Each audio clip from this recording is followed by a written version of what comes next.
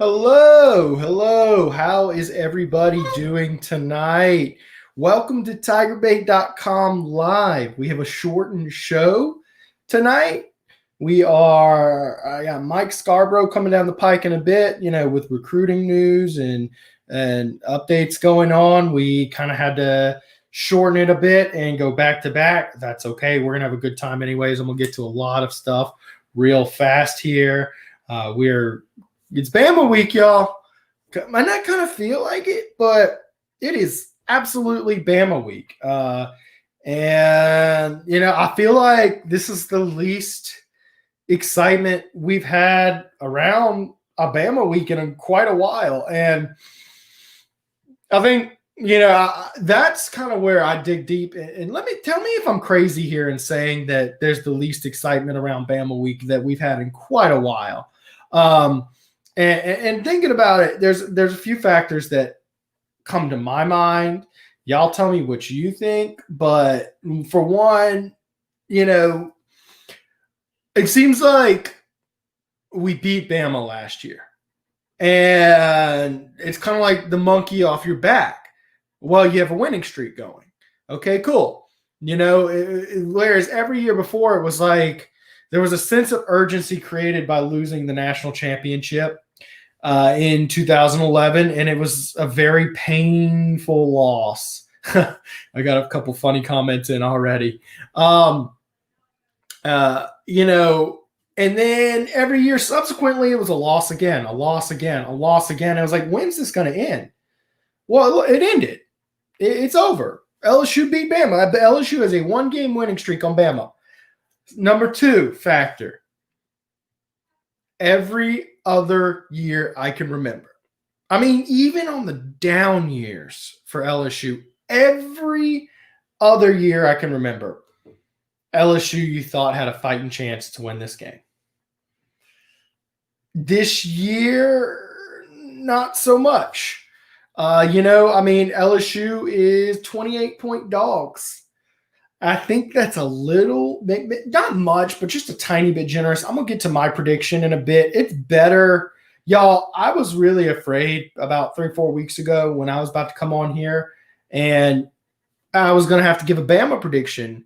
I was really afraid because my prediction with the motivation from last year, Bama steamrolling and LSU's defense not figuring it out, y'all, that motivation being the number one factor, because I think most people would agree that this Bama team can score as many points as they want on LSU, especially while that defense was just so weak.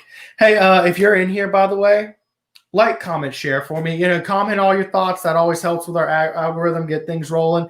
Hit share to your favorite group, share to your friends. Just hit that share button for us, y'all. It helps us with our views and whatnot, gets more people in here, and I appreciate it as always. But anyways, this year, you really don't think LSU stands much of a chance. Does anybody think LSU stands a chance? I'd love to hear your rationale why. I'm sitting here trying to break down the X's and O's, and the good news was last week, we talked long and hard about the bad news. The good news was the defense played outstanding, comparatively speaking. Really, not even comparatively. Like, that was the number 5 team in the country. Now, I had some issues with Texas A&M. I don't think they're really a playoff contender, but they were a legitimate team, and LSU held them to 14 points defensively. I mean, you cannot ask for better than that. So, to me, that there was some good news last week, but that's outweighed by the offense just completely falling off the face of the planet. Now, I told fans before Miles Brennan got hurt. In fact, it's actually when he got hurt, but he played for the rest of the Missouri game. I said, "Yo, Miles Brennan goes down, that's going to be bad for this season, y'all. I mean, real bad." We're talking – I said the drop-off from Brennan to those freshman quarterbacks would be more substantial than the drop-off from Burrow to Brennan the year before would have been if they had needed that. I stand by.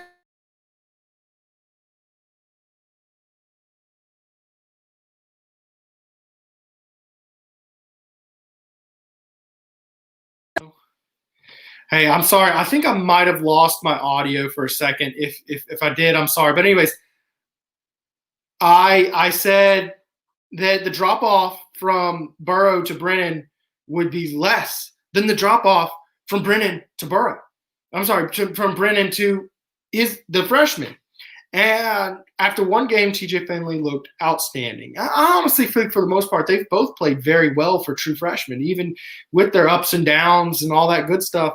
But the drop-off has been substantial. I mean, consider this. Since Miles Brennan went down after 3 games, they've thrown 7 touchdowns. Miles Brennan in there, he threw 11 touchdowns in 3 games. Dude was slinging it. Dude was having a baller season. Dude was on pace to have the second best season in LSU history behind, yours truly, Goatus the original, who will be in Tiger Stadium this weekend, y'all. So try not to make too many embarrassing chants at the coach and whatnot because, Goatus is in the house. All right, let me get some comments here. Esteban, first as always. Go Tigers. What's up? Y'all chumps better still watch and support. I think, yeah, I will be there, I believe. I think I'm going to be going to cover the game instead of Mike this week. Let's see here. It's Bama week. Yay, said no one.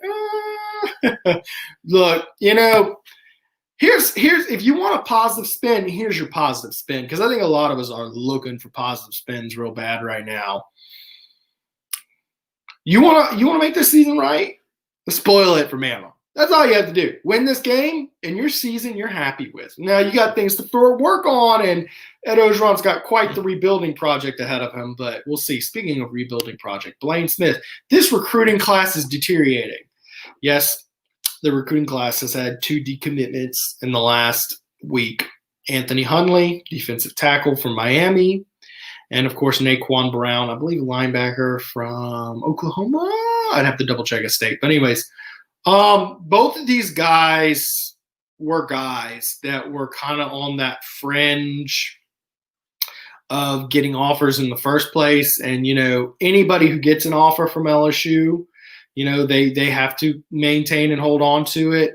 I would question that they may have wanted to go somewhere where they felt a little more valued, maybe top end of the class. I think LSU's trying to make room for other guys maybe right now. We'll see. I don't want to say that is what happened because I don't. But maybe those guys probably wanted to be more valued in another class. I would imagine they will end up in, probably, lower. They'll end up in recruiting classes that probably aren't highly ranked as LSU's. Let's put it like this. So, no, I don't think the recruiting class is deteriorating. I think it's doing just fine. Let's see here. I don't know if we have the worst fans ever. Let's see here. I want someone on this team to put a big hit on Bama, show some toughness. Yeah, no, I think that's part of the reason a lot of fans have been very upset this season is not only are we talking about a bad season on the field, but we're talking about a lot of heart issues I think we've seen at times where they're just not giving it their all. Yeah, I don't know. Speaking of this is a good comment here, which transitions into what I wanted to talk about next. I want to see LSU let it rip. There's some bombs, trick plays, and blitz happy. Yeah, well, blitz happy's been all year. In fact, I can't remember a single time where I'm like, ooh, that was a nasty blitz. They pulled that off really well. There's been some blitzes that have been effective. Big on blitz. I can't tell you how many times blitz was a little ineffective, didn't quite get to the quarterback, and he still found a receiver downfield wide open. Now against Texas A&M, it was greatly improved, but I think that had a lot to do with Kellen Mond not being a very great quarterback and that A&M offense not really adjusting. It's kind of stuck in the Stone Age, in my opinion. But regardless, bad quarterbacks have been tearing LSU up all season long. KJ Costello hung an SEC record on them week 1. So, whatever. Is it bad that good teams are? I'm sorry. Is it a bad thing that really bad players aren't able to rip them to shreds? No, that's fine. Let's see here. All the pressure is on Bama. Go out there and let it rip. That's 1,000% right. In fact, I hear a lot of people saying go out there and let it rip. So I'm assuming they're going to go with Max Johnson as starting quarterback this week. One thing that has crossed my mind, Max Johnson on paper has had much better statistics than TJ Finley, and I get a lot of that's fluff from garbage time, but he goes in there and he makes less risky throws, less risky plays. You have to wonder with Max Johnson as the starter going into the Texas A&M game, and with a heavy emphasis on just don't turn the ball over. Maybe does that maybe, do you get the win? Because, the 20-0 was the nail in the coffin, and that was on a pick 6 from TJ Finley. So I have to wonder, I think Max Johnson's a little bit more polished of a player, but TJ Finley shows exponentially more arm talent. Regardless, losing Miles Brennan has proven to be absolutely devastating to this team. I do think this team might have had a chance to have a winning record with Miles Brennan, and without him, they seem a little lost. I'm getting a lot of sentiments like this. I'll be happy if we just fight, play with guts. That's from Robert Lasala. I think that's what it is. But yeah, just show some mustard. Don't embarrass the team. When it comes to being competitive, I'll go ahead and throw my prediction in the ring. And y'all, 4 weeks ago, I was like, how do I tell these people that I'm predicting 73-17? Because I thought with motivation, I thought Bama would come in and just cream LSU. And, they had that date circled in the calendar for a long time. They're thinking they have that bye week before. I think they had Iron Bowl last week. They probably took out a lot of their frustration. I think that they see LSU is not only, that LSU just doesn't excite them quite as much. So I think motivation is probably a lot further in the back of their minds. And I think that they kind of just that getting the game rescheduled is going to help them. And LSU's defense is peaking. They're playing much, much, much better than they were at the beginning of the year. So I'm actually going to kind of soften my prediction just a bit. I am going to say Bama rolls. I'm taking them 62 instead of 73. I'm taking 11 points off. 62, and I'm going to say LSU scores about 24. So 62-24 is what I'm thinking. But I would love to see some fight. I'd like it to be at least close to where Bama runs away with it late. This has been a rough year, but give some fight here. I'm really behind on these comments. I'm going to skip ahead and maybe come back here. With recruiting, LSU needs more offensive linemen. That's the main factor between LSU and Bama. People think last week was bad until Saturday. Offensive line has had some serious issues. Grad transfer offensive linemen are tough to find. You got to recruit. They're recruiting a lot of these guys, just injuries or whatever else haven't panned out. It is what it is. Before we keep going, guys, I do want to thank my sponsor tonight, Jordan Spector, SpectorSportsArt.com. I tagged the link to the Burrow bundle, which is it's right behind me. It's really cool. I'm going to bring them to the camera real quick, y'all. But so 2 really cool paintings, y'all.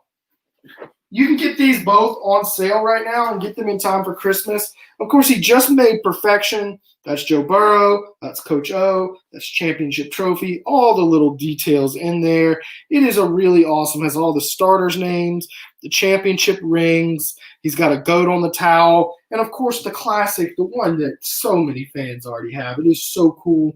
Burrow, Smokin' Joe. Okay, y'all. Link in the bio of this. Link in the description. Go get one.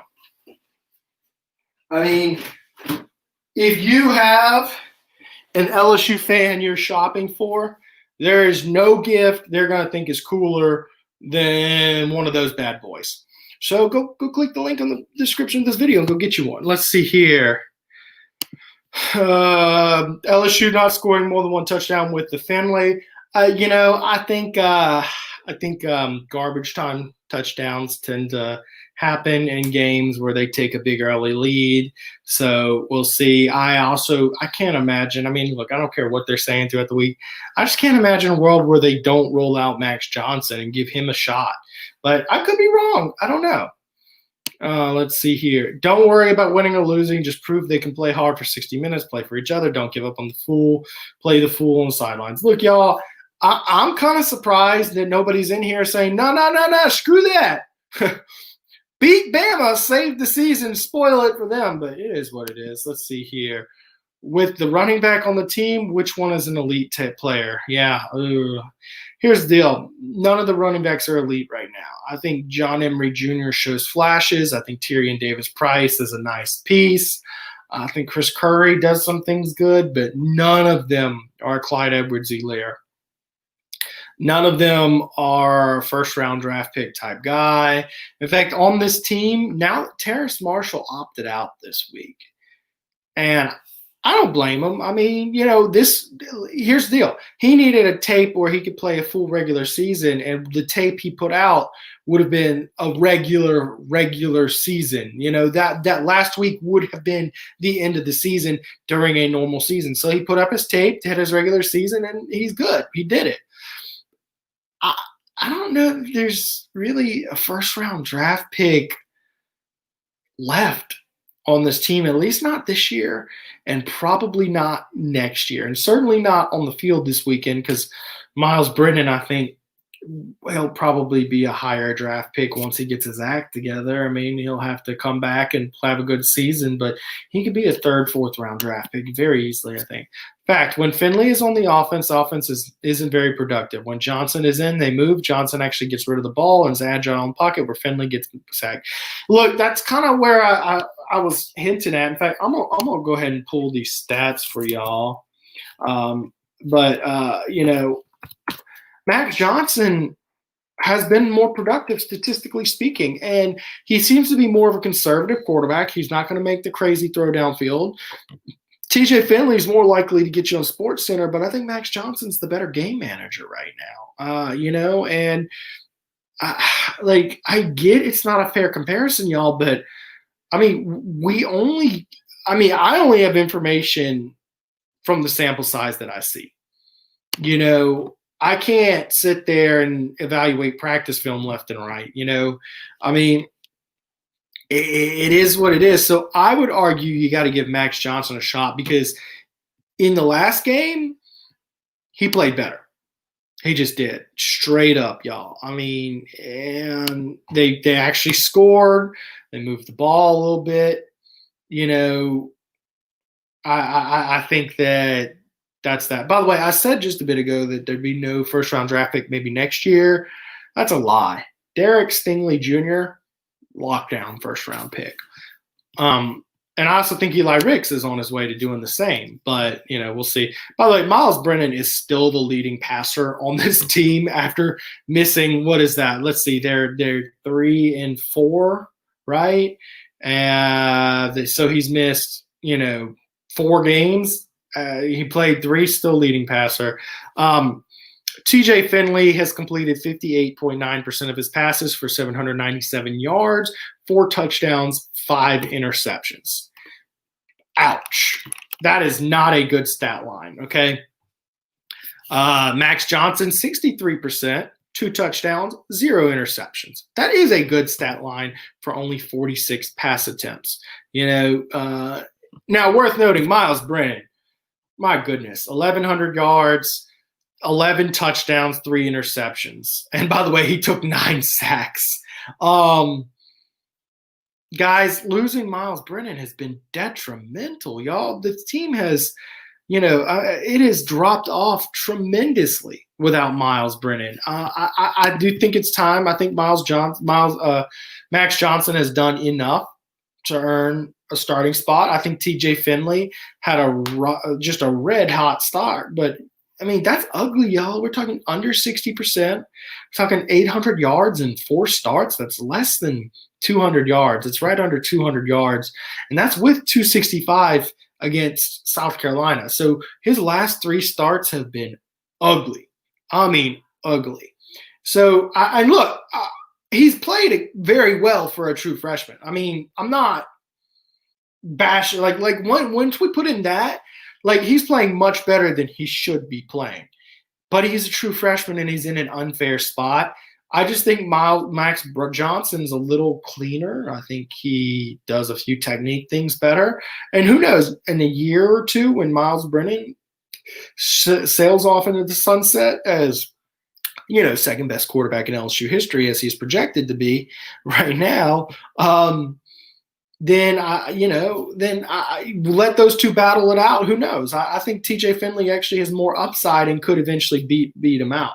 Let's see here. If LSU comes out swinging on defense and gets a turnover, a few stops, or an LSU scores, LSU will stay in it and get the upset. LSU wins by 3. Hey, there we go. That's some serious upside. But yeah, LSU would have to force some ugly turnovers to get a win. In my opinion, the way you keep this game competitive and you keep those scoreboard watchers, because most people don't watch the game, so if you really want perception of the program to look good, Les Miles this thing, man. Run a toss dive, milk some clock off, do some just easy plays, play field position, and then defensively. Stop with the blitzing crap, man. Stop being so aggressive and call some freaking cover 3, cover 4. You don't have the Jimmies and Joes to do what you want to do, Bo Pelini. I get it. It happens. You didn't do anything to put yourself in that position, but adapt to what you have, dude. I mean, before last week, you had one of the worst defenses in SEC history.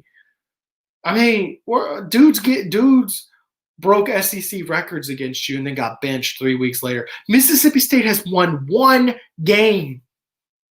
And they've had 2 games where they didn't score on offense. They own 44. Just be a little more conservative. You know what? You played pretty good last week, truth be told. And I think that was their most conservative game plan they've had. They didn't give up quite as many long yard. But that being said, I think opportunities were there. Kellen Mond just did not capitalize. Let's see here. Johnson has been sacked more, playing less time, right? Well, let's look at the handy-dandy numbers. Johnson has been sacked 5 times. Finley has been sacked 3 times. So that is correct. He has taken more sacks. I mean, that's a combination of offensive line, and I get what you're saying. It's the same offensive line, but a great comment by Remy Sylve, by the way. That's some good breakdown. Here's what I'm going to tell you. Is it just me, or is the playbook when Max Johnson goes in weird? When they put him in the second quarter for that one drive, it was like Tim Tebow style playbook where they had him running a scramble off the edge and doing what are you doing? He doesn't have great wheels. He's got good wheels, but he ain't even Joe Burrow, much less a Tim Tebow when it comes to that matter. I think his mobility will be a tool he can use when the pocket breaks down, but I don't think – and honestly, I think one of the reasons they're having trouble really inserting him in consistently is because he's left-handed and your whole team has to adjust. So, Remy, that's another thing worth pointing out, and I haven't done film breakdown to say this for sure, but when you're a left-handed quarterback, your blind side switches sides. So that might have a little bit to do with it. I would also have a bit to do with it. Probably has to do with some of those designed rollouts he was doing. But anyway, so yeah, 5 sacks versus 3. I'm not sure how much of that fault it is. Both guys will play tomorrow. They just need to move the ball, not turn it over. That is 1,000% true. Both guys will play. In fact, the way I think it's going to go, you might even see a walk-on come in late in the game if both guys have a rough game and they just want to say, okay, look, Get you need experience, but y'all getting plenty of experience. We're going to give someone a look. Or maybe Zach Von Rosenberg. Who knows? Let's see here. Have you heard anything in the rumor that Brennan may not play again because of the severity of his injury? James, I have heard he will not play again this season. I don't think it's one of those I have not heard that he won't ever play again. And to be quite frank, just knowing how medical diagnoses work, it's way too early to say that about an abdominal tear. It'd be silly,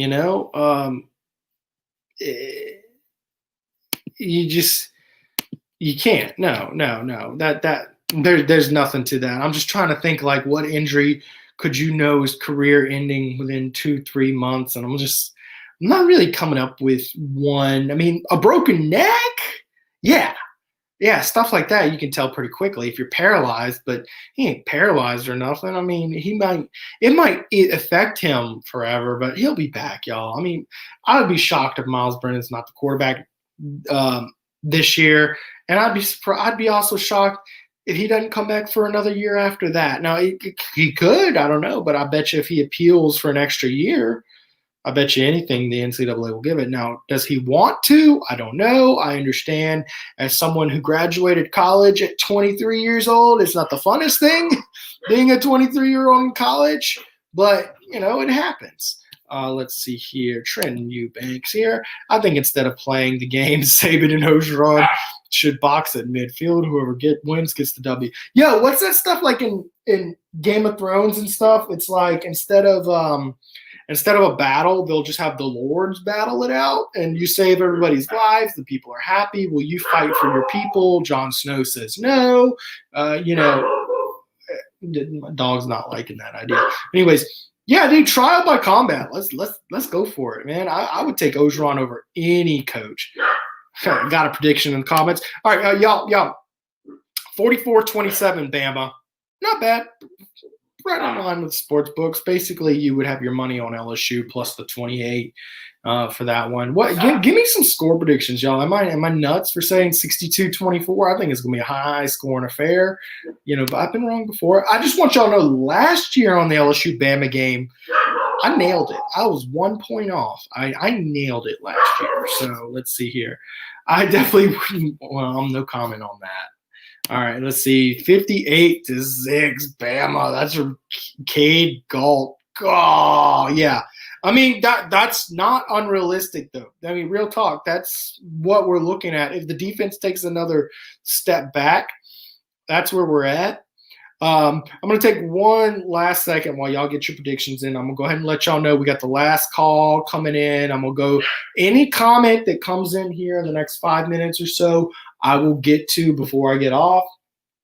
So last call for comments. Mike Scarborough will be hopping on and doing his show in a bit. We're doing back-to-back tonight because, recruiting stuff was just wild, and the schedule led us to as such. So get your comment now. I'm going to thank Jordan Spector, Spector Sports Arts. Y'all see the incredible artwork there behind me. It is really, really nice. It is great Christmas present. It will arrive in time for your favorite LSU fans. Guys, I guarantee you, any LSU fan hardcore, soft, whatever, you pack one of these under the tree for them, and they're going to say, wow, that's cool. Get them one. That's all I'm going to say. They hang in my man cave. They should hang in your family's man cave. All right, let's see here. LSU and the points is a good bet. LSU will play through most of the first half. Look, I get what you're saying. I personally don't like LSU in the points, but it is what it is. James Phillips, 56-10. I'm seeing a lot of people aren't predicting the 24 points that I'm predicting. And that's okay. That's okay. Maybe I'm right. Let's see here. Deculus protects his blind side, which in theory he should be better than Dare and Wire. Disappointing for sure when it's all said and done. If we can't run, we can't win. Too much pressure on the line. And young QBs, 58-10. Yeah, a lot of people are right in that ballpark of just under 60 and about 10 points or so. I think I just think LSU gets a couple cheat scores late as Bama puts in their, second, third string, and LSU really doesn't have a second, third string, so it's going to be first string still, So I just, man, I don't really see it. But again, Deculus is great and not so great at times. He's pretty inconsistent. He is a great run blocker, I think. I think his pass blocking sometimes is a little suspect. It's pretty the offensive line's had a lot of struggles this year. I think a lot of the offensive line struggles last year were hidden by Burrow, who was just a pocket wizard. I mean, we saw some magic from him. I mean, of course, there was the one play against Georgia where they gave him 8 seconds, but I also think that the up-tempo-ness of that offense, the ability to just keep on moving that chain, keep on going. Then Clyde Edwards-Helaire does his thing where he just takes the nook and, I think that hit a lot of flaws last year. But also losing 4 out of 5 starters doesn't really help. Let's see here.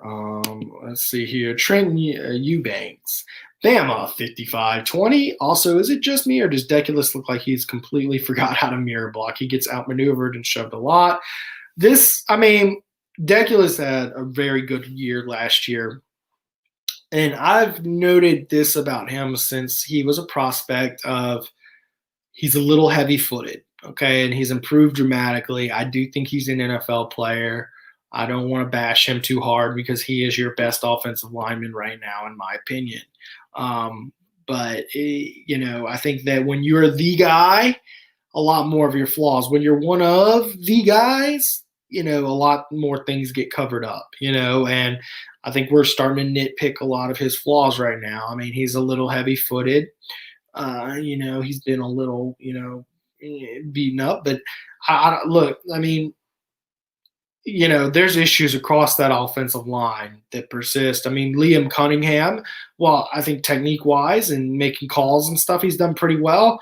He clearly, has been physically outmaneuvered quite a bit. By the way, I'm hopping off here in about 2 minutes so Mike can come on. So I'm going to rapid fire get to these questions here.